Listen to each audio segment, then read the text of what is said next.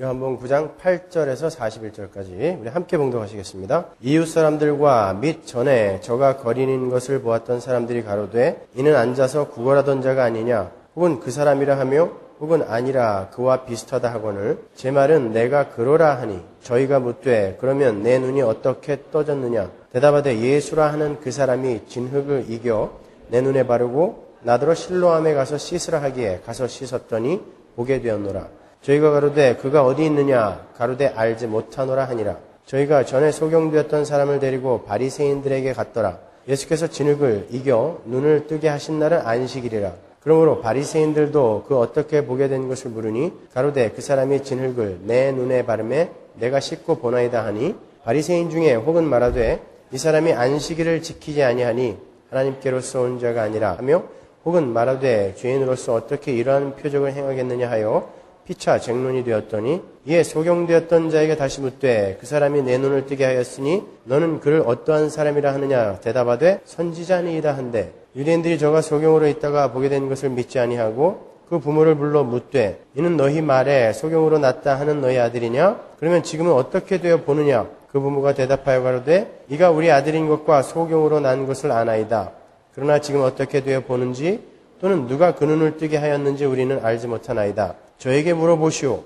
저가 장사하였으니 자기 일을 말하리이다. 그 부모가 이렇게 말한 것은 이미 유대인들이 누구든지 예수를 그리스도로 시인하는 자는 출교하기로 결의하였으므로 저희를 무서워함이로라. 이러므로 그 부모가 말하기를 저가 장성하였으니 저에게 물어보시오 하였더라. 이에 저희가 소경되었던 사람을 두 번째 불러 이르되 너는 영광을 하나님께 돌리라. 우리는 저 사람이 죄인인 줄 아노라. 대답하되 그가 죄인인지 내가 알지 못하나 한 가지 아는 것은 내가 소경으로 있다가 지금 보는 그것이니이다. 저희가 가로되 그 사람이 내게 무엇을 하였느냐 어떻게 내 눈을 뜨게 하였느냐 대답하되 내가 이미 일렀어도 듣지 아니하고 어찌하여 다시 듣고자 하나이까 당신들도 그 제자가 되려 하나이까 저희가 욕하여 가로되 너는 그의 제자나 우리는 모세의 제자라. 하나님이 모세에게는 말씀하신 줄을 우리가 알거니와 이 사람은 어디서 왔는지 알지 못하노라. 그 사람이 대답하여 가로되 이상하다. 이 사람이 내 눈을 뜨게 하였으되 당신들이 그가 어디서 왔는지 알지 못하는도다. 하나님이 죄인을 듣지 아니하시고 경건하여 그의 뜻대로 행하는 자를 들으시는 줄을 우리가 아나이다. 창세 이후로 소경으로 난 자의 눈을 뜨게 하였다 함을 듣지 못하였으니 이 사람이 하나님께로부터 오지 아니하였으면 아무 일도 할 수 없으리이다. 저희가 대답하여 가로되 내가 온전히 죄 가운데서 나서 우리를 가르치느냐 하고 이에 쫓아내어 보내니라. 예수께서 저희가 그 사람을 쫓아냈다 하는 말을 들으셨더니 그를 만나사 가라사대 내가 인자를 믿느냐? 대답하여 가로되 주여 그가 누구시오니이까 내가 믿고자 하나이다. 예수께서 가라사대 내가 그를 보았거니와 지금 너와 말하는 자가 그이니라. 가로되 주여 내가 믿나이다 하고 절하는지라. 예수께서 가라사대 내가 심판하러 이 세상에 왔으니 보지 못하는 자들은 보게 하고 보는 자들은 소경되게 하려 함이라 하시니 바리새인 중에 예수와 함께 있던 자들이 이 말씀을 듣고 가로되 우리도 소경인가? 예수께서 가라사대 너희가 소경되었다면 죄가 없으려니와 본다고 하니 너희 죄가 그저 있느니라. 아멘. 우리는 7장과 8장을 통해서 예수님의 객관적 진리 선포에 사람들이 전혀 반응을 하지 않고 오히려 예수님을 죽이려 했다라는 것을 봤습니다. 9장은 그런 마른 뼈와 같은 먼지가 풀풀 나는 전혀 불가능한 마른 뼈와 같은 그러한 죄인들을 대표적으로 상징하고 있는 날 때부터 소경된 자에게 이제 주님이 찾아오시는 것으로 시작이 되는 거예요. 우리는 지난 시간에 그런 내용들을 훑으면서 구원은 인간 측에서의 열심과 자격에서 기인한 것이 아니라 하나님의 열심과 하나님의 주권에서 기인한 것임을 확실하게 배웠습니다. 그렇게 이 요한복음 9장은 단순히 예수님의 질병 치유나 기적에 관한 이야기가 아니라 십자가 복음이 그대로 용해되어져 있는 상징적 사건임을 잊으시면 안 됩니다. 우리는 오늘도 역시 오늘 본문을 통해서 구원의 시작과 끝, 구원의 서정에 대한 올바른 이해를 해보도록 하겠습니다. 아울러 구원의 즉각적이며 점진적인 다소 이율배반적인 구원의 양면도 함께 공부를 해보도록 할 것입니다. 먼저 35절과 36절을 보세요. 예수께서 저희가 그 사람을 쫓아냈다 하는 말을 들으셨더니 그를 만나서 가라사대 내가 인자를 믿느냐? 대답하여 가로되 주여 그가 누구시오니까 내가 믿고자 하나이다. 날 때부터 눈이 멀어있던 소경이 눈을 떴어요. 죄인의 대표로 선 그가 부르심, 소명을 입은 거죠. 구원의 서정에서 부르심, 소명은 시작이죠. 구원의 서정의 출발점이란 말입니다. 그런데 우리는 그렇게 부르심을 입은 상태를 구원이 완성된, 마치 구원이 완성된 구원받은 상태라 이렇게 표현하기도 해요. 맞습니까? 어떤 면에서 그렇죠?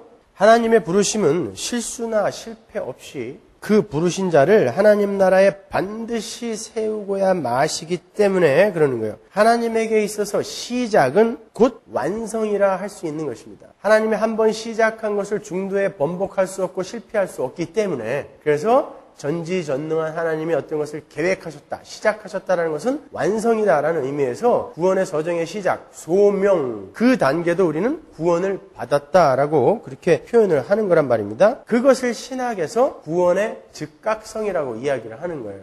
그런데 보시는 바와 같이 이미 눈을 뜬 그 소경이 예수님이 누구신지를 몰라요. 그렇죠?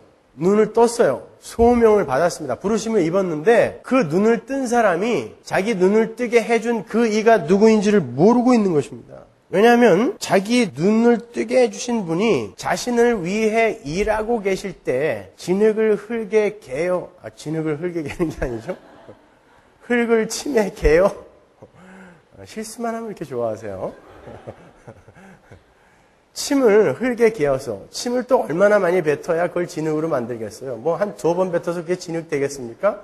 지저분해요. 하여튼 많이 뱉어서 진흙을 만들 때 그 사람은 이분이 무엇을 하고 있는지 몰랐습니다.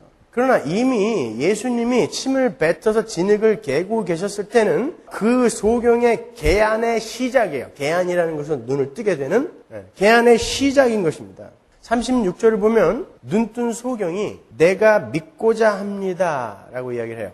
믿습니다도 아니에요. 믿겠습니다도 아니에요. 눈이 떠졌는데 믿습니다도 아니고 믿겠습니다도 아니고 믿고 싶습니다예요. 근데 문제가 있어요. 눈을 떠서 이제 그 눈을 뜨게 해준 대상을 믿고 싶은데 그가 누구인지를 모르는 거예요. 여기서 우리는 알메니안주의의 주장이 옳지 않다라는 것을 알 수 있는 거죠. 알메니안주의자들의 주장은 하나님의 구원은 인간의 선택에 기인한다 이렇게 가르치잖아요. 하나님은 예수를 그냥 십자가에서 죽여놓고 모든 인간에게 적용을 시키려고 죽여놓고 인간들이 그걸 받아들이면 구원받고 아니면 유기된다 이렇게 가르친단 말입니다. 성경을 잘 보시란 말입니다. 예수님의 찾아오심으로 눈을 떴는데 그가 믿고 싶어 하는데 예수님이 눈앞에서 그를 바라보고 서 계신데도 그를 못 알아본다니까요. 그때부터 알아가는 거예요. 하나님이 불가항력적인 은혜로 찾아오셔서 우리의 눈을 딱 띄워놓으면 그때부터 이제 하늘의 비밀에 대한 인식을 할 수 있게 되고 보이지 않는 하나님과 하나님 나라에 대한 개념이 생기게 되는 거예요. 그때부터 조금씩 배워가는 것이지 다 알고 이건 믿을 만한 거구나. 그러니까 내가 믿어줘야지 이렇게 안 온단 말입니다. 구원은 그렇게 시작되는 게 아니라는 거예요. 우리는 죄와 허물로 죽었던 상태에서 우리를 살려주신 분이 누구며 어떤 일을 통해 우리가 살아나게 되었는지를 전혀 알지 못한 채 살아나는 거예요. 일단 살아나는 거예요. 우리가 예수를 알고 예수를 믿어서 구원받은 게 아니란 말입니다. 눈을 뜬 소경이 내가 그를 믿고 싶은데 그가 누구입니까? 비로소 그때부터 자기를 살려준 분에 대한 궁금증이 생기는 거예요. 그전에는 관심도 없었지만 자기의 눈을 뜨게 해준 분에 대한 궁금증이 생기는 거예요. 그렇게 내가 믿고 싶은데 그가 누구입니까? 라고 물은 것처럼 구원받은 성도는 구원받은 이후에야, 다른 말로 눈을 뜬 후에야 예수에 대해서 배우고 인식하고 이해하고 깨달아가게 되는 거예요. 그리고는 결국 마지막에 내가 믿습니다라는 온전한 신앙 고백을 함으로 하나님 나라의 백성으로 완성되는 것입니다.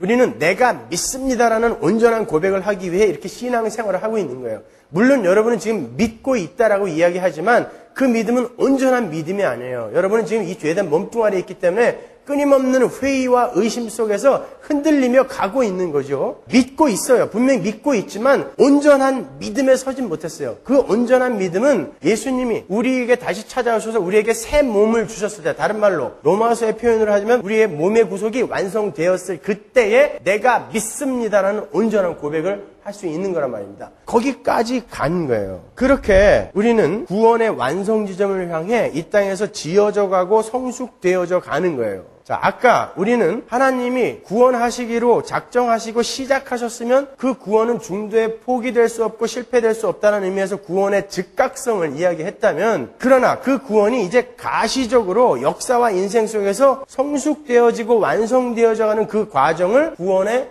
점진성이라고 이야기하는 것입니다. 오늘 본문은 그 양면을 그대로 다 그려주고 있는 거예요. 이렇게 구원은 가르쳐서 되는 게 아닙니다. 그렇다면 주님이 십자가에서 죽으실 필요가 없었겠죠. 그냥 하나님이시니까 천년 만년 이 땅에 사시면서 계속 가르치시면 되잖아요. 근데 그냥 공생의 3년 만에 그냥 죽어버리셨어요. 왜? 가르치는 것으로는 안 된다라는 것을 보여주시는 거예요. 인간은 가르치는 것으로, 객관적 진리의 선포로 절대 하나님께 돌아올 수 없다는 것을 보여주시는 것입니다. 7장과 8장이 바로 그 이야기죠. 예수님이 계속해서 진리에 대해 선포하는데 나중에 그들이 예수님을 믿는 게 아니라 돌로 죽이려고 해요. 그래서 예수님이 살짝 도망쳐 나오는 것으로 8장이 끝나지 않습니까? 그래서 주님이 이제 9장에서 소경을 찾아오셔서 행동을 하시는 거예요. 하나님 측에서 소경의 눈을 뜨게 해주시는 거예요. 출애굽기의 말씀처럼 주님이 신랑이 되어서 신부를 아무리 끌고 가려고 해도 그 신부가 안 쫓아오더라는 것입니다. 예레미야 31장 31절 이하에 나오죠. 새 언약 이야기할 때 내가 너희들의 신랑이 되어서 밖에서 너희들을 아무리 끌고 가도 너희들 안 쫓아오더라. 어떻게 하시겠다 그래요?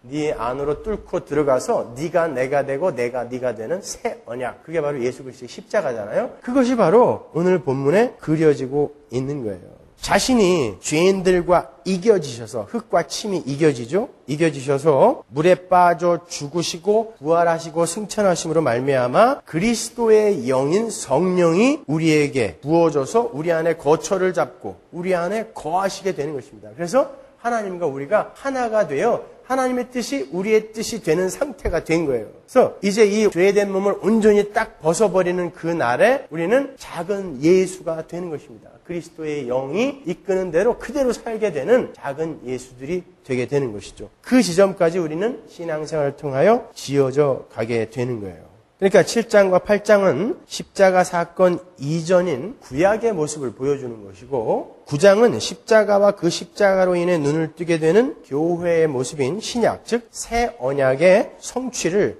그 내용으로 하고 있는 거예요. 제가 지난 시간에 이 소경의 계한 사건이 예수님의 죽으심에 의한 죽은 자들의 소생이라고 그렇게 말씀을 드렸더니 어떤 분이 그 본문 어디에 그런 얘기가 있냐고, 너무 지나친 비약이 아니냐고 그렇게 질문을 해 오셨는데 일주일만 기다리시지. 오늘 나오거든요. 본문 35절을 보시면 거기에 예수님의 죽으심에 관한 힌트가 나와요. 35절 볼까요? 예수께서 저희가 그 사람을 쫓아냈다 하는 말을 들으셨더니 그를 만나사 가라사대 네가 인자를 믿느냐. 잘 보세요. 예수님께서 눈을 뜬 그 소경을 만나셔서 당신을 인자라고 칭하시면서 네가 인자를 믿느냐라고 물으세요. 거기서 쓰인 인자, 그 인자는 그 사람의 아들이라 그랬죠. 예수님이 자기를 가리켜 인자라고 하는 말은 거기에 관사가 붙어 있다 그랬어요. 그러니까 그 인자는 구약의 어딘가에서 인용된 그 인자라는 뜻이죠. 어디서? 다니엘서 7장이죠. 우리 여러 번 찾아봤으니까. 그 다니엘서 7장에 에나시바르, 인자, 그 인자를 받는 말이에요. 하나님이시면서 동시에 사람의 모습으로 나타나셔서 영원한 하나님 나라의 왕으로 등극을 하시는 그 예수 그리스도. 그런데 주님은 그 사람의 아들 인자라는 단어를 쓰실 때 항상 십자가를 예시하셨습니다. 요한복음에서는요. 인자의 들림받음, 인자가 들려야 하리라 라는 그러한 표현으로 예수님의 죽음을 표현하죠. 인자가 들린다는 건 뭐예요? 십자가에 박혀서 들어 올려진다는 뜻입니다. 죽는다는 뜻인 거예요. 3장 14절 한번 볼까요? 요한복음 3장 14절 모세가 광야에서 뱀을 든 것 같이 인자도 들려야 하리니. 그렇죠? 인자는 항상 십자가를 내포하고 있어요. 8장 28절에도 그렇고 12장 32절 34절에도 역시 똑같은 내용이 나와요. 그리고 공관복음은요. 주님의 죽으심을 인자의 넘겨짐, 인자의 버려짐이라고 이렇게 표현을 해요. 마가복음 8장 31절 보세요. 인자가 많은 고난을 받고, 자, 인자가 나오니까 그 뒤에 뭐가 나오는지 보세요. 많은 고난을 받고 장로들과 대제사장들과 서기관들에게 버림받아 죽임을 당하고 사흘 만에 살아나야 할 것을 비로소 저희에게 가르치시되.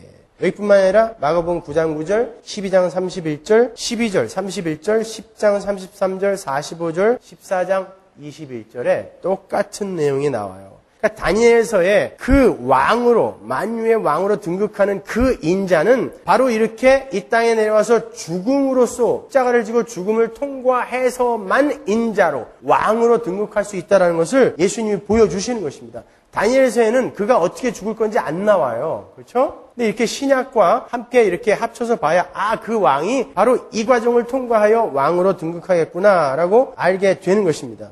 이렇게 인자는 하나님의 백성을 구하고 하나님 나라의 영원한 왕으로 등극을 하실 예수 그리스도를 가리키는 거예요. 그런데 그분의 승귀는 십자가의 죽으심으로서만 완성이 되는 것입니다. 그러니까 인자는 죽어야 할 자를 대신하여 죽으시는 사람으로 오시는 하나님을 말하는 거예요. 마가복음 10장 45절 보세요. 인자에 온 것은 이유가 나오죠. 인자가 온 이유. 섬김을 받으려 함이 아니라 도리어 섬기려 하고 자기 목숨을 많은 사람의 대속물로 주려 함이라. 인자의 데피니션이 나오는 거예요. 인자는 누구예요? 섬김을 받으려 하지 않고 오히려 섬기며 자기 목숨을 많은 사람의 대속물로 주어 만유의 왕으로 등극하시는 그분. 그게 인자란 말입니다. 이렇게 인자라는 단어는 자기 목숨을 많은 사람의 대속물로 주기 위해 이 땅에 오신 주님을 가리키는 단어예요. 그래서 주님은 눈을 뜬 그 소경에게, 그가 눈을 떴다라는 것은 죽은 자가, 죄와 허물로 죽은 자가 살아났다라는 것은 그분의 죽음으로, 십자가의 죽음으로만 말미암는 거니까, 그러니까 그 눈을 뜬, 죄와 허물로 죽은 자에서 살아난 자를 상징하는 그 눈을 뜬 소경에게 네가 인자를 믿느냐라고 물어보는 거란 말이에요. 아시겠죠? 그래서 네가 인자를 믿느냐라고 그렇게 물어보는 거예요. 왜냐하면 당시의 유대인들은 인자하면 다니엘서 7장의 그 인자라고 다 알았단 말입니다. 유대인들은 구약에 능통한 사람들이기 때문에. 그래서 여기에서 네가 인자를 믿느냐라고 물어보는 거예요. 그러니까 네가 바로 그 인자의 대속의 죽음에 의해 살아나게 되는 하나님 백성들의 표본이다라고 이야기를 하시는 것이죠. 39절을 보면 조금 더 분명해집니다. 예수께서 가라사대 내가 심판하러 이 세상에 왔으니 보지 못하는 자들은 보게 하고 보는 자들은 소경되게 하려 함이라 하시니. 그렇게 당신을 많은 사람의 대속물로 오신 인자라고 말씀하신 주님께서 당신은 심판을 하러 이 세상에 오셨다 그래요. 그런데 그 심판의 내용이 재미있지 않습니까? 심판이라고 하면 좋은 것이 나빠지거나 성한 것이 망가지는 걸 우리가 심판이라고 보통 이야기하는데 여기는 그렇지 않아요. 주님의 심판의 내용이 보지 못하는 자들은 보게 하고 보는 자들은 소경되게 하는 것이 심판이다라고 이야기를 해요. 어떻게 보지 못하는 자들이 보게 되는 게 심판일까요? 그런 거 생각 안 해보셨어요? 보지 못했던 자들에게 보게 되는 것은 심판이 아니라 은혜죠. 그러나 그들에게 그러한 은혜가 입혀지기 위해서는 누군가가 대신 심판을 받아야 되는 것입니다. 바로 인자이신 주님께서 소경들 대신에 심판을 받으시고 십자가에서 죽으시고 소경들의 눈을 뜨게 만드신 거예요. 그래서 심판의 내용 중에 보지 못하는 자들이 눈을 뜨는 것이 함의되어 있는 거예요. 연결이 되시죠? 그렇게 이 날때부터 소경된 자의 계한 사건은 예수님의 대속의 죽음으로 사망에서 살아나게 되는 십자가 복음을 이야기하는 거란 말입니다. 그런데 오늘 본문은 소명과 중생뿐만이 아니라 성화와 영화까지 이야기하고 있어요. 지금부터는 그 성화의 부분과 영화의 부분에 대해서 한번 살펴볼까요? 그렇게 눈을 뜨게 된 소경은 그때부터 신앙생활이라는 구원의 여정에 돌입을 하게 돼요. 잘 보시면 처음에는 눈을 뜬 그가 예수님을 가리켜 뭐라 그래요? 예수라 하는 그 사람. 모르니까요. 누군지 모르니까 예수라 하는 그 사람. 11절에 그러죠. 그러다가 얼마 후에는 뭐라 그래요? 예수님을 가리켜서 선지자라고 이야기합니다. 17절에. 근데 33절에 가서는 그가 예수님을 하나님으로부터 온 자라고 이야기해요. 점점 예수님에 대한 이해가 깊어지고 있어요. 근데 급기야 38절에서는 주님이라고 부릅니다. Curious, 주님, 그리스도라고 부른단 말입니다. 눈을 뜨고 난 후에 점차적으로 자기의 눈을 뜨게 해주신 분에 대해서 이해하고 알아가고 있어요. 그런데 그렇게 그가 예수님에 대해서 이해하고 알아가고 자기의 삶 속에 일어난 일에 대해서 깊이 이해하는 데에 배경이 뭐예요? 고난입니다. 이 사람이 눈을 뜨자마자 고난에 던져지게 돼요. 그가 눈을 뜨자마자 유대인들이 몰려와서 그의 눈뜸, 계한을 시기하죠. 그리고는 그를 바리새인들에게 끌고 가버려요. 그는 바리새인들과 자기의 눈을 뜨게 해준 분에 대해서 설전을 벌입니다. 일단 눈을 떴기 때문에 사실을 이야기해야 된단 말이에요. 난 딴 건 모르겠고 확실한 거 한 가지는 전에는 내가 안 보였는데 지금은 내가 본다는 사실이다. 내가 지금까지 소경의 눈을 뜨게 한 사람은 한 사람도 못 봤다. 뿐만 아니라 하나님은 죄인들을 듣지 아니하시고 경건하여 그의 뜻대로 행하는 자는 들으시는 줄을 내가 알기 때문에 그분은 하나님으로 오신 분이 맞다라고 이야기해요. 바리새인들에게 그가 충고를 한다고요. 이제 눈을 뜬 소경이 세상과 충돌하는 거예요. 부딪히기 시작하는 것입니다. 눈을 뜸으로 해서 그는 그들에게서 이제 출교를 당해요. 여러분, 유대인들에게 있어서 출교는 가족과 친지와 이웃과의 이별을 의미하는 거고 직업도 가질 수 없는 잔혹한 벌이었어요. 지금 이슬람교가 그러죠. 출교당한 자와 함께 식사를 하면 그도 출교예요. 그도 죄인으로 정죄받아요. 그래서 아무도 그와 어울리려고 하질 않아요. 그래서 출교당한 사람의 대부분이 자살을 하거나 나그네로 이리저리 떠돌다가 비참하게 다 죽음을 맞이했다 그래요. 기록에 의하면. 출교는 그만큼 무서운 거예요. 눈을 뜨자마자 출교를 당했어요. 유대교에서 축출당해버린 것입니다. 세상에서 축출당해버린 거예요. 아무도 그를 상대해주지 않았어요. 그는 부모님으로부터도 외면 아닌 외면을 당하게 됐어요. 그 부모는 자기 자식이 아침에 눈먼 상태로 나갔다가 저녁에 눈 떠서 들어온 걸 분명히 보고 알았습니다. 그리고 누가 그 눈을 뜨게 해줬는지 분명히 물었을 것이고 알았을 것입니다. 그런데 출교가 무서워서 모든 것을 아들에게 밀어버리죠. 그가 장성했으니 그에게 가서 물어보시오라고 이야기해요. 아들이 다 뒤집어쓰고 출교를 당하든 말든 자기들은 그 출교가 무서운 것입니다. 그러니까 아들에게 물어보라는 거예요. 부모는 오히려 아들을 감싸 안고 내가 출교를 당했다라는 각오로 자식을 보호해야 되는 거 아닌가요? 근데 부모로부터도 외면을 당하는 것입니다. 미리 말하면 배신을 당하는 거죠. 왜냐하면 그 밑에 구절을 계속 보면 그 부모가 출교가 무서워서 그랬다. 출교가 무서워서 그랬다. 계속 반복해요. 강조하잖아요. 보세요. 그냥저냥 동냥이나 하면서 한가롭게 살던 한 사람이 비록 가난했지만 마음은 편했단 말입니다. 그런데 그 한 사람이 예수를 만나자마자 그의 삶에 폭풍이 몰아닥쳐요. 부모님에게 버림받고 고향에서 쫓겨납니다. 자기 나라에서도 축출당해요. 그런데 그가 그렇게 쫓겨나서 가게 된 곳이 어디였어요? 예수님의 품이었습니다. 요한복음 9장 35절 보세요. 예수께서 저희가 그 사람을 쫓아냈다 하는 말을 들으셨더니 그를 만나사. 쫓아냈다 하니까 세상에서 나온 그를 누가 제일 먼저 배웅 나가요?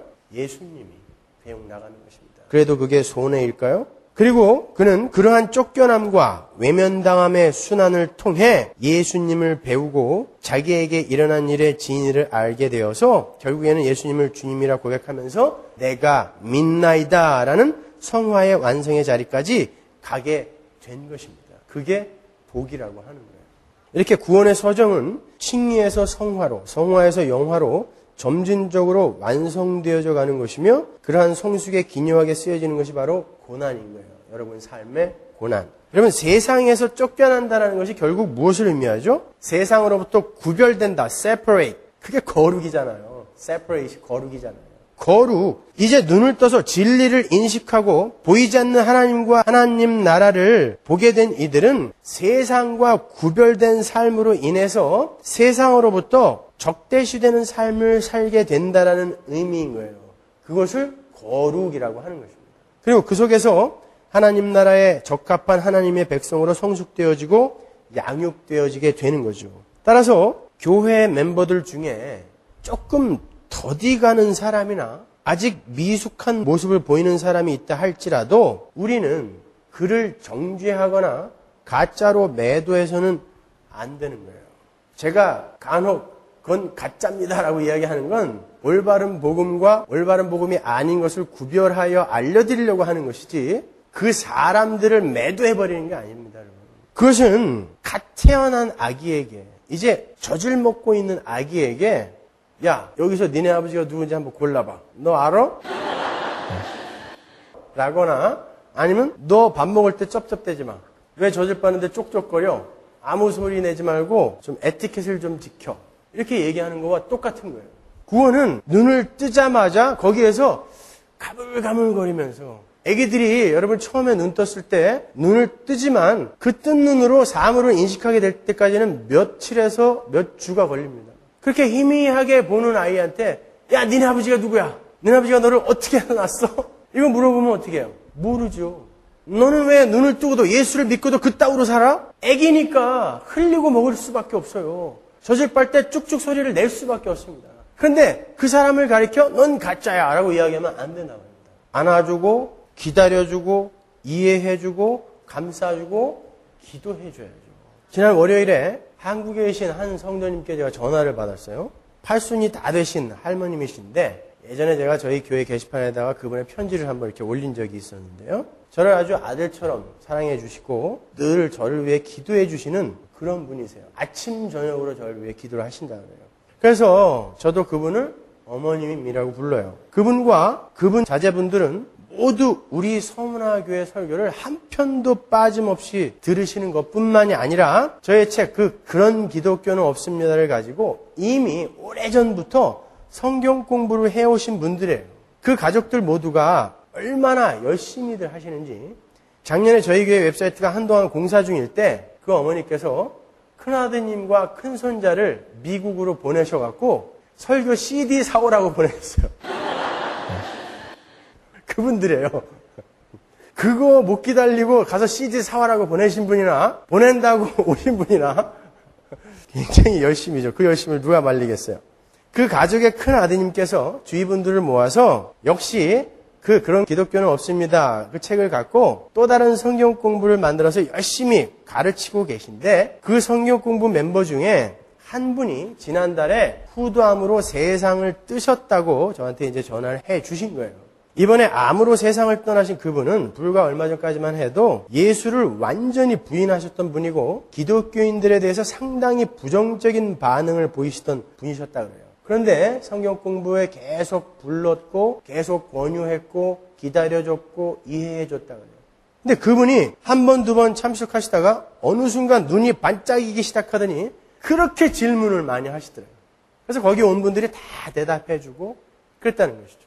그때부터 그분이 저희 교회 설교 탭을 하나도 빠짐없이 다 듣기 시작했고 책도 누구보다도 열심히 읽었고 누구보다도 열심히 올바른 복음에 대한 전도자로 사셨대요. 그러다가 2달 전에 후두암 판정을 받으시고 한 달간 투병하시다가 돌아가신 거예요. 한 달 만에. 근데 그 병상에서 투병하시면서 그때까지도 알고 싶은 게 너무 많아서 후두암이라 말을 못 하시니까 조그만 와이트보드에다가요 쓰셨대요. 이거는 왜 그래요? 이거는 뭐예요? 그러면 거기 모인 사람들이 그 병상 옆에서 대답을 해주면 그분이 이렇게 활짝 웃으면서 너무너무 기뻐하셨다는 것입니다. 그리고 결국에는 마지막에 그 누구보다도 편안하게 하루를 푹 주무시고 그냥 떠나가셨다는 거예요. 누구보다도 평안한 모습으로. 그분을 보내면서 이분들이 하나도 슬프질 않았대요. 하나님은 이렇게 자기의 백성을 절대 놓치지 않으시는구나.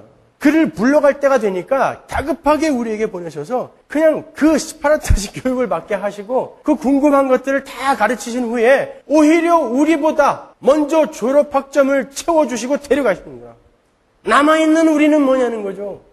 얼마 전까지만 해도 저 사람은 유기된 사람일지도 몰라. 어떻게 저렇게 기독교인들을 싫어해. 어떻게 복음을 저렇게 이해 못해. 그랬는데 그분이 먼저 졸업학점 채우고 떠나더라는 것입니다. 그런 면에서 여러분은 여러분 주변에 아직도 미성숙하고 아직도 모자라다고 생각하는 분들을 절대 과소평가하시면 안 돼요.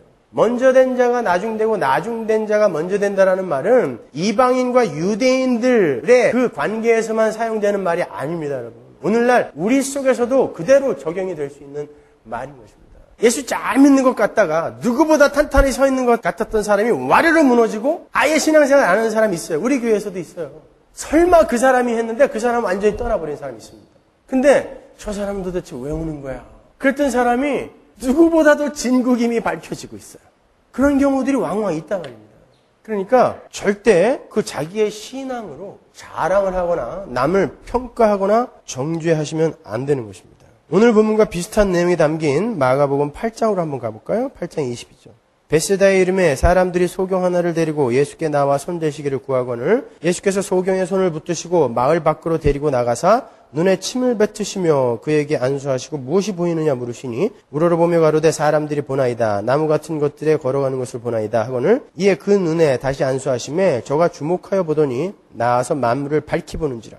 예수께서 그 사람을 집으로 보내시며 가라사대 마을에도 들어가지 말라 하시니라. 역시 예수님께서 소경의 눈에 침을 뱉으시고는 그의 눈을 뜨게 하시는 사건이에요. 침을 뱉으실까요? 더럽게. 여기는 아예 눈에다 그냥 뱉어버렸어요. 그 이유에 대해서는 제가 다음 주에 한번 설명을 해드릴게요. 근데 눈을 뜬 그 소경이 사람들을 보면서 나무 같은 것들이 지나갑니다라고 이야기합니다. 주님께서 다시 안수해 주니까 그가 비로소 만물을 밝히 볼 수 있었어요.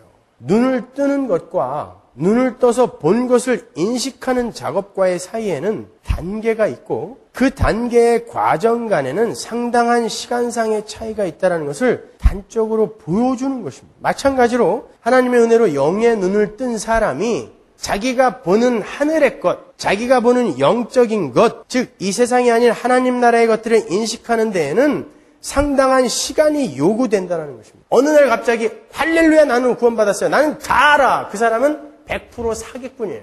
절대 그럴 수가 없습니다. 그런데 구원받은 사람이 자기는 예수님이 누구인지 이미 알았고 그 복음의 비밀을 확실히 알아서 나는 예수를 믿어줬기 때문에 구원받았다라고 얘기하는 게 얼마나 우스운 이야기예요. 그런 일은 없단 말입니다. 예수님께서 칠병이어로 4,000명을 먹이시자 바리새인들이 또 하늘로서 오는 표적을 보여주세요라고 이야기를 했어요. 제가 이 이야기의 배경을 말씀드리는 거예요. 그러니까 주님께서 한탄하시죠. 마가복음 8장 11절 볼까요? 바리새인들이 나와서 예수께 힐난하며 그를 시험하여 하늘로서 오는 표적을 구하거늘 예수께서 마음속에 깊이 탄식하시며 가라사대 어찌하여 이 세대가 표적을 구하느냐 내가 진실로 너에게 이르노니 이 세대에게 표적을 주시지 아니하리라 하시고 12절에 표적을 주시지 아니하겠다라는 그 어구는 그럴 바에는 차라리 내가 죽겠다라는 결연한 표현이에요. 내가 죽어도 너희들에게는 표적을 안 주겠다. 그 이후로 표적을 안 일으키셨나요? 일으키셨어요. 근데 이 말은 무슨 말일까요? 표적이 뭐죠? 단순한 기적이 아닙니다. 표적은 십자가 복음을 내용으로 담고 있는 사인을 이야기하는 거예요. 사인. 근데 사람들이 자꾸 그 사인을 보면서 야 신기하다, 와 멋지다라고 이야기하는 것입니다. 못 알아본다는 거예요. 근데 바리새인들이 또 표적 보여주세요. 또 표적 보여주세요. 그러는 거예요. 그러니까 예수님이 말씀하시는 거죠. 내가 너희들에게 다시는 표적을 주지 아니하리라. 그 말은 너희들은 표적으로는 절대 구원 못 받는다를 확인시켜 버리시는 것입니다. 어떻게 하시겠다는 거예요. 그래서 내가 뚫고 들어가겠다는 이야기인 것입니다. 그러니까 자꾸 보여달라고 하지 말아라 라고 이야기를 하는 거예요. 그러니까 다른 말로 인간의 구원은 무엇을 보고 경험하고 배워서 될 수 있는 것이 아니라 예수님의 그 십자가의 죽으심의 전가를 통해서만 가능한 거라는 이야기인 거예요. 근데 요즘도 그런 사람들이 많이 있죠. 뭔가 한번 화끈하게 보여주세요. 그럼 내가 믿을게요. 믿긴 뭘 믿어요? 보여주면 믿든가요 정말? 그러면 하나님이 그런 방법을 왜 안 쓰셨겠어요? 기독교 2000년 역사 동안에. 수시로 하늘을 열고 메롱하면은 진짜 계시네? 수시로 태평양을 확 말렸다가 적셨다가 말렸다가 적셨다가 하면서 이거 내가 한 거다만 인식시키면 다 믿을 거 아닙니까? 그런 방법을 한 번도 안 쓰신다니까요.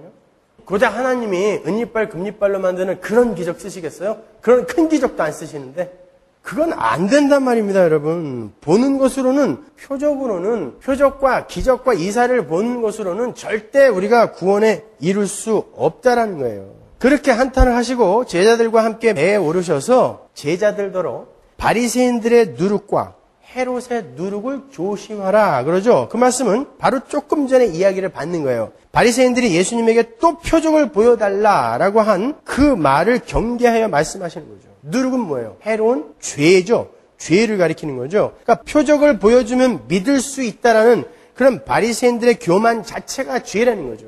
보면 믿겠다는 것은 나는 가능성이 있다라는 이야기잖아요. 당신은 조금 도와주기만 하면 된다라는 이야기 아닙니까? 그게 바리새인들의 죄지 않습니까? 그게 율법이잖아요. 내가 내 힘을 동원하여 율법 지켜 구원에 이르겠다. 그 말이랑 똑같은 말 아닙니까? 그래서 그걸 누룩이라고 하는 거예요. 근데 제자들이 예수님께서 누룩 얘기를 하니까 이 왼수들이 예수님이 빵 하나밖에 안 갖고 왔다고 지금 화내시는 건가 봐, 임마. 왜 하나밖에 안 갖고 왔어? 거기 그게 많이 남아 있었는데. 라고 자기들끼리 싸우고 있었어요. 그때 예수님이 이 표적을 또 한번 보여주신 것입니다. 제자들에게. 근데 어떻게 했어요? 눈을 뜨게 해줬더니 잘 안 보여. 희미해. 그 다음에 한번 안수했더니 그 다음에 밝히 보여요. 예수님이 무슨 말씀하시는 걸까요? 괜찮아. 너희들은 바리새인들과는 달라. 그들과 똑같이 너희들도 지금 무슨 표적을 보여달라고 그러고 있는데 그래, 미성숙한 단계에서 그럴 수 있어. 그러나 너희들은 분명히 밝히 보게 될 거야. 그 단계가 있단다. 그러니까 나는 그때까지 너희들을 꼭 붙들고 끌고 갈 거야. 기다려줄 거야. 그래서 거기에 그 이야기가 붙어 있는 것입니다. 예수님이 이 영역이 조금 그때 부족했던 게 아니라 교회에게 뭔가를 설명해 주시는 거예요. 우리는 눈을 뜬 상태에서도 실수할 수 있다는 것입니다. 금방 다 볼 수 없다는 거예요. 저도 가끔 성경을 보면서 내가 예전에 왜 그렇게 봤었지? 이게 이렇게 명확하게 여기에 적혀 있는데 왜 내가 옛날에는 그렇게 생각했을까? 그때 만약에 그걸 설교에 인용해서 썼으면 나 어떻게 할 뻔했어? 그런 경우가 많아요. 저도 알아가는 것입니다. 계속해서. 우리 주님께서는 그렇게 우매하고 더딘 제자들의 영적 진보에도 포기하지 않으시고 기다려주신다는 것을 메시지로 주시는 거예요. 그리고 반드시 그들을 환하게 얼굴과 얼굴을 맞대어 보는 것처럼 진리 앞에 세우실 것을 천명하시는 사건인 거예요. 그처럼 하나님의 열심에 의해 눈을 뜬 성도들은 실수와 넘어짐을 반복하면서 점점 오롯하게 하나님과 하나님 나라를 배워가는 것이고 복음에 대해 깊이 이해를 하게 되고 비로소 주관적 믿음을 불완전 하나마 토해내는 거예요. 나는 예수 믿어요. 그래서 믿을 수밖에 없어요. 알면 알수록 그 주관적 믿음이 그 객관적 믿음을 토대로 하여 그것을 원동력으로 하여 격발되는 것입니다. 믿어요. 근데 어느 날 또 안 믿어. 근데 또 믿어. 그렇게 가는 거예요. 계속해서. 여러분 저는 절대 그 믿음에서 안 흔들릴 것 같죠? 그렇게 믿어주세요. 더 이상 노 코멘트. 아닙니다. 우리는 새 몸을 입고 예수님 앞에 지금은 거울로 보는 것처럼 희미하게 보지만 그때 예수님 면전에서 밝게 볼 수 있을 때 그때 비로소 내가 믿나이다라고 고백할 수 있는 거예요. 그때 온전한 고백을 할 수 있는 것입니다. 그 전까지는 계속해서 가는 거예요. 가기 싫은데 어차피 눈이 떠졌기 때문에 이제는 뒤돌아갈 수도 없어요. 다시 성전 문 앞에 가서 구걸할 수도 없어. 왜? 사람들이 알아버렸어요. 너희만 눈을 떴는데 왜 여기 와 있어 또? 못 돌아갑니다 이제. 그래서 어차피 가야 돼 이제. 목적지를 향해 가야 되는 거예요. 그러나 그게 금방 여러분들에게 완성의 자리로 여러분을 인도하지 않는단 말입니다. 천천히 가는 거예요. 천천히. 제가 여러분들을 향해 자꾸 조바심을 내면서 재촉을 하는 것은 당신들은 이만큼 올라와 있어야 되는데 왜 아직도 그 모양입니까에 대한 질책이라기보다는 그냥 여러분들의 열심을 독려하는 것이지 당신들은 그러니까 구원받은 사람이 아닐지도 몰라를 이야기하는 게 절대 아니란 말입니다. 그러니까 제가 혹시 이후로도 그런 이야기를 하면은 잘 새겨서 그냥 들으세요. 저를 너무 미워하지 마시고. 이사야서 53장 1절 보세요. 우리의 전한 것을 누가 믿었느뇨? 여호와의 팔이 네게 나타났느뇨? 그는 주 앞에서 자라나기를 연한 순 같고 마른 땅에서 나온 줄기 같아서 고운 모양도 없고 풍채도 없은즉 우리의 보기에 흠모할 만한 아름다운 것이 없도다. 그는 멸시를 받아서 사람에게 실어 버림 바 되었으며 간고를 많이 겪었으며 질고를 아는 자라. 마치 사람들에게 얼굴을 가리우고 보지 않음을 받는 자 같아서 멸시를 당하였고 우리도 그를 귀히 여기지 아니하였도다. 지금 인자가 당하는 일을 보여주는 거예요. 그는 실로 우리의 질고를 지고 우리의 슬픔을 당하였거늘 우리는 생각하기를 그는 징벌을 받아서 하나님에게 맞으며 고난을 당한다 하였노라. 그가 찔림은 우리의 허물을 인하며 그가 상함은 우리의 죄악을 인함이라. 그가 징계를 받으면 우리가 평화를 누리고 그가 채찍에 맞음으로 우리가 나음을 입었도다. 우리는 다 양 같아서 그릇 행하여 각기 제 길로 갔거늘 여호와께서는 우리 무리의 죄악을 그에게 담당시키셨도다. 그가 곤욕을 당하여 괴로울 때에도 그 입을 열지 아니하였으며 마치 도수장으로 끌려가는 어린 양과 털 깎는 자 앞에 잠잠한 양같이 그 입을 열지 아니하였도다. 그가 곤욕과 신문을 당하고 끌려갔으니 그 세대 중에 누가 생각하기를 그가 산 자의 땅에서 끊어지면 마땅히 형벌받을 내 백성의 허물을 인함이라 하였으리요. 그는 강포를 행치 아니하였고 그 입에 괴사가 없었으나 그 무덤이 악인과 함께 되었으며 그 묘실이 부자와 함께 되었도다. 여호와께서 그로 상함을 받게 하시기를 원하사 질고를 당케 하셨은즉 그 영혼을 속건제물로 드리기에 이르면 그가 그 씨를 보게 되며 그날은 길 것이요 또 그의 손으로 여호와의 뜻을 성취하리로다. 가라사대 그가 자기 영혼에 수고한 것을 보고 만족히 여길 것이라. 나의 의로운 종이 자기 지식으로 많은 사람을 의롭게 하며 또 그들의 죄악을 친히 담당하리라. 잘 보세요. 여러분이 이미 거의 외우는 구절들이니까 한번 잘 보세요. 여기에 하나님의 백성들의 구원을 위해 일을 시키신 하나님과 그 일을 수행하신 인자이신 예수님 말고 다른 등장인물이 있나요? 우리가 무엇을 했다라는 거 나오나요? 한 군데 나와요. 우리가 뭘 했다라는 거. 6절에 그릇 행하여 각기 제 길로 갔거늘. 그거밖에 없어요. 에? 나머지는 전부 하나님이 하신 거예요. 우리는 그릇 행하여 각기 제 길로 간 것밖에 없어요. 처음부터 끝까지 하나님과 예수님께서 그리고 성령께서 적용하신 거죠.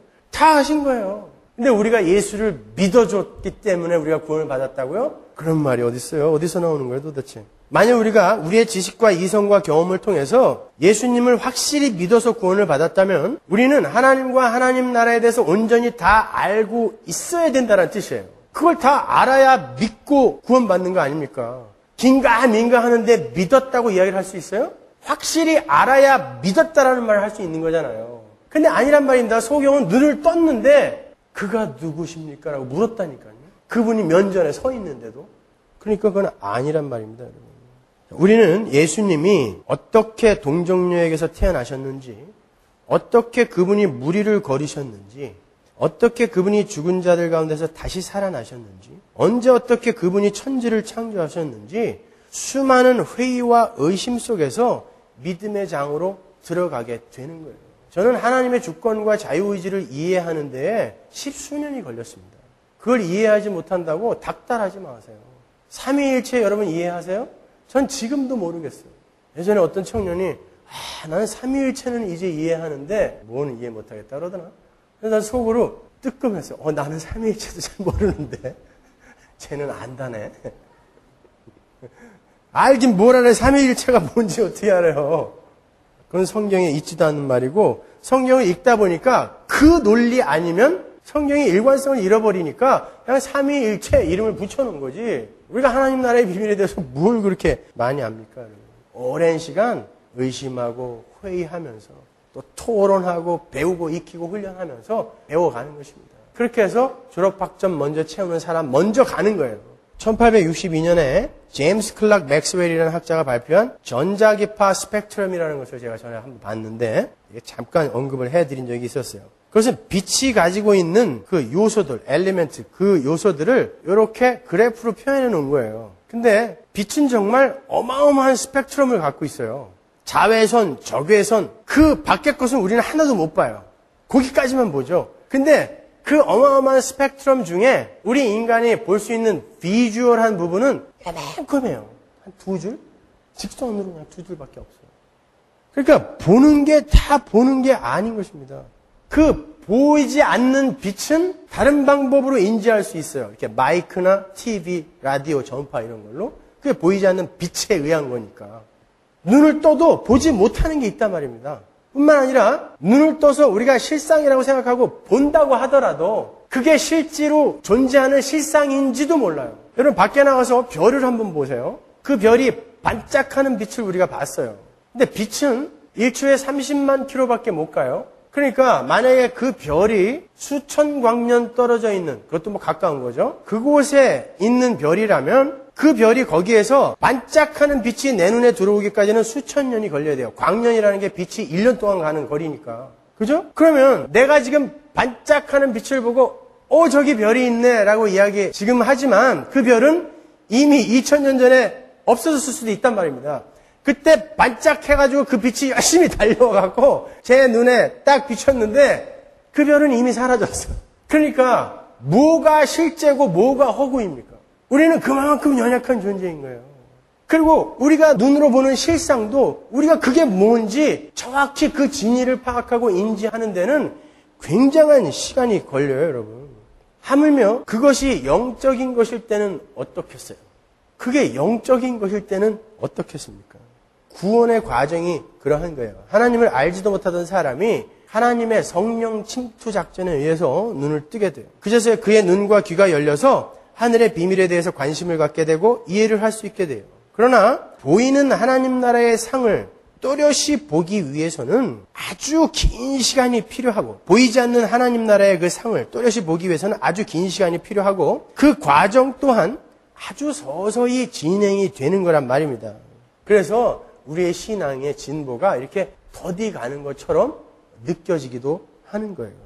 따라서 한국에서 80년대 이후로부터 유행했던 구원의 확신을 묻고 확인하는 일부 대학 선교단체의 운동은 참으로 위험천만한 일이 아닐 수 없어요.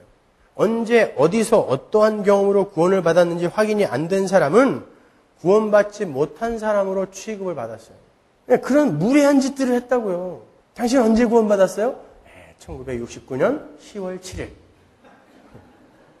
저녁 6시경 해가 뉘엿뉘엿 지는데 갑자기 하늘 저편에서 구름이 십자가로 그냥 쫙 보이면서 얘야, 너는 지금 이 시간 이후로 내 아들이다.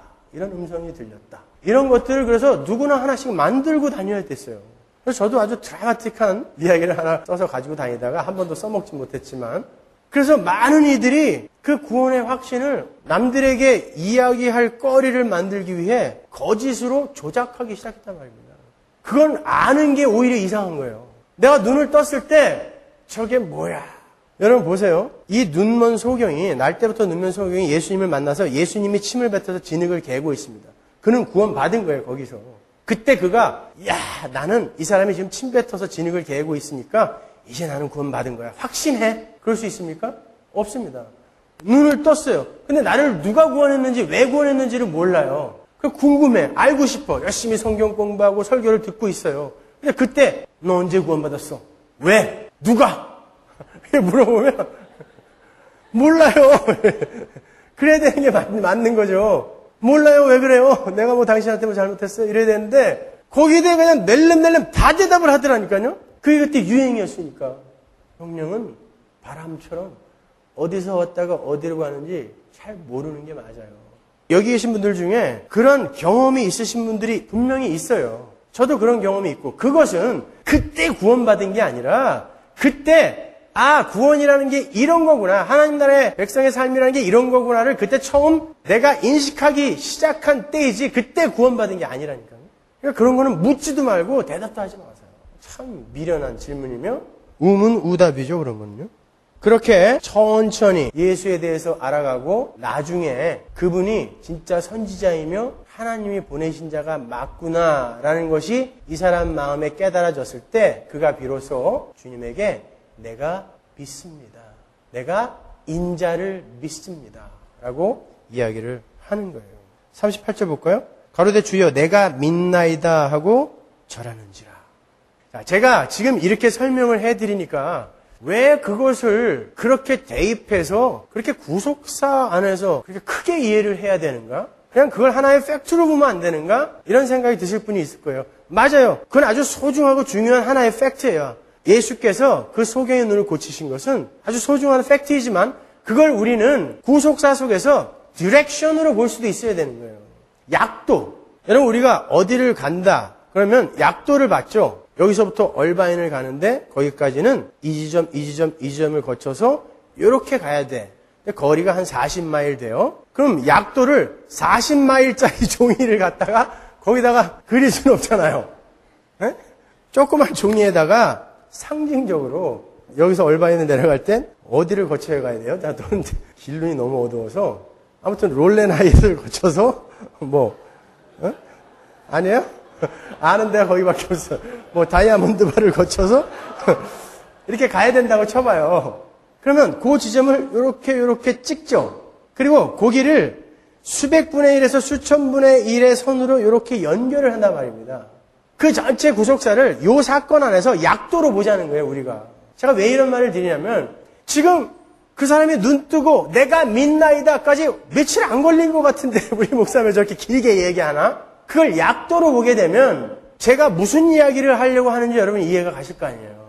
예, 구원의 서정, 그 여정이 그 안에 그렇게 약도로 들어가 있는 거란 말입니다.